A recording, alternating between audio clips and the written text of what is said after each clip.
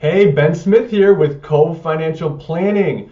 Want to talk about kind of a boring topic, but an important one, open enrollment.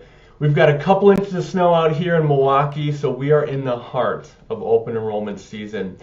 So a few things to keep in mind as you make your elections for next year. Number one, look really closely at your health plan.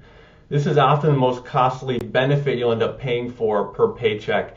You want to know if you're best opting into an HSA, a health savings account, versus an FSA, a flexible spending account, assuming your employer offers both. Keep in mind that an HSA is an account that can grow over time. Anytime you use the funds for health expenses, tax-free, which we all love. FSAs, on the other hand, are a use it or lose it plan in most cases, meaning if you don't use the funds you save into each year, in most cases, they're gone after a year. So you have to be very careful with FSA contributions. HSA, if you're able to, go ahead and max that baby out and save for anything that might come up in the future. Secondly, look at disability coverage, especially if you're young and healthy and you are a high earner or perhaps the sole earner in your household. You really want to make sure your income is protected.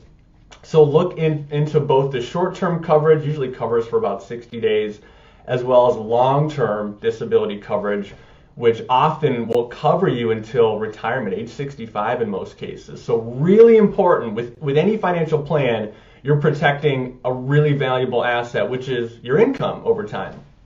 And then thirdly, this is a fun one, any optional benefits that your plan will provide. This includes things like legal services. If you have to get a will in place or powers of attorney, it's often cheaper to sign up for a year of legal services through your work. Look at transportation benefits or discounts. You might be able to make pre-tax contributions to pay for parking or a bus pass, etc. I know some employers are now offering student loan assistance as well as pet insurance. So if you got a dog or a cat and you might, rack up some veterinarian bills in the future, consider opting in if your plan allows it. And I know it's not a fun exercise to go through open enrollment. Don't feel like it's really a lot of pressure, because keep in mind, you can change your elections throughout the year if you have a qualifying life event. So that might mean a move.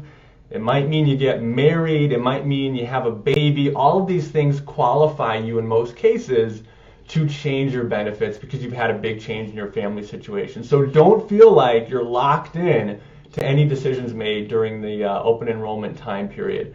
If you have questions, you can reach out to me. Visit coveplanning.com, set up a phone call, or shoot me an email if I can help in any way. Thanks.